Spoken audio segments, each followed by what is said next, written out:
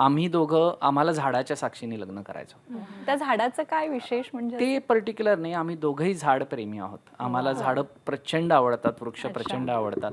Even माझ्या घरच्यांना, तिच्या घरच्यांनाही. माझे वडील गेले तेव्हा आम्ही त्यांचं आपण अस्थि विसर्जन करतो तसं, तर त्या अस्थीसुद्धा आम्ही वडाच्या झाडाखाली अर्पण केल्या.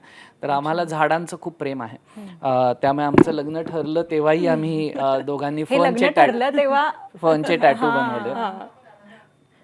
टॅटू दाखवा जरा. हां, सो दोघांचेही फन टॅटूज आहेत. म्हणजे पण काही लोक मी कडीपत्ता काही लोकांना तो कडीपत्ता आहे असं काही लोकांचं म्हणणं आहे. हो का? पण ते नाहीये, ते फर्न नावाचं झाड आहे. आणि फर्न हे अशा प्रकारचा काय म्हणतात वनस्पती किंवा झाड आहे जी जगात कुठेही उगवतं. अच्छा. म्हणजे त्याचं काही असं नाही की हे ह्यांचं आहे ते त्यांचं आहे, ते सगळ्या जगाचं आहे. ओके. आणि आम्हाला त्याचं महत्त्व खूप, आणि आम्हाला दोघांना खूप उशिरा एकत्र राहायला लागल्यानंतर कळलं की दोघांनाही फर्न आवडतं.